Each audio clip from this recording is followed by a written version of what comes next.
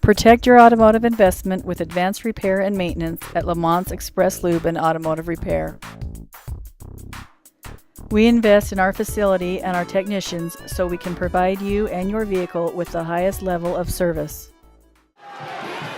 Cross-county rivals Preston and West Side squared off on Friday, November 30th in Dayton. The Indians jumped out to an early 9-1 lead in the first quarter, but West Side did not give up. And it wasn't until the final buzzer sounded and the Indians held a 44-41 lead they could finally breathe easily. Final score was indicative of the battle between the two rivals who are just a few miles apart.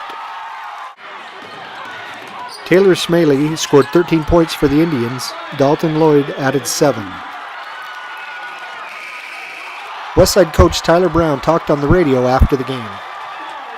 It came down to that. I got a veteran team, and give Preston credit. They switched their defenses, went zone, went man.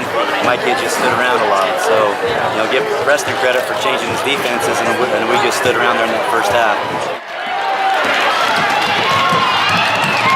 In the second half, we got a little bit of pressure on them. They turned it over a little bit, and we made a few shots here and there, and got back in. It wasn't the pressure that made us struggle; it was just us struggling. We had the same team for 2 years. We've had kids reversing the ball the wrong way and things like that. That can't happen in this crew. But anyway, they battled back. It's early season. I hate to go 0-2 at home, but we're 0-2 at home. We got to change that. Definitely got to win games here. But we go to Grace next week, and that's a tough place to play. So give them credit. They came to our place and got one, and it was a good game though. I think the fans enjoyed it, so that's the main thing. And we got to get better though. Preston coach Tyler Jones also talked on the radio. Three quarters. After. I thought defensively, we did a really good job the first half. We were really solid on the defensive end. That kind of gave us our lead. But you got to give Westside a lot of credit. Down, 17 points. They didn't quit. They showed a lot of fight and got right back in the game. We had a lot of turnovers and missed free throws down the stretch that hurt us, but we're going to definitely need to improve on our press break. Our inexperience, show a little bit there the second half, but anytime you can go on the road and get a road win, I think that's huge. But they're both about 1,000 kids in each school. They're some good-sized schools. Spring Creek, last year they were a young team, and so I expect them to be more competitive this year.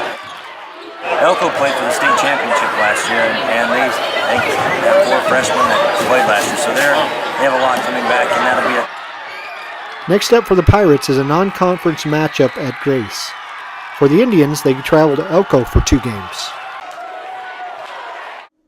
We're proud of our reputation for honest service.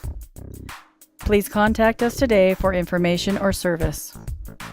Mention this ad for 10% off labor. Reporting for The Citizen, a multimedia company, this is Greg Madsen.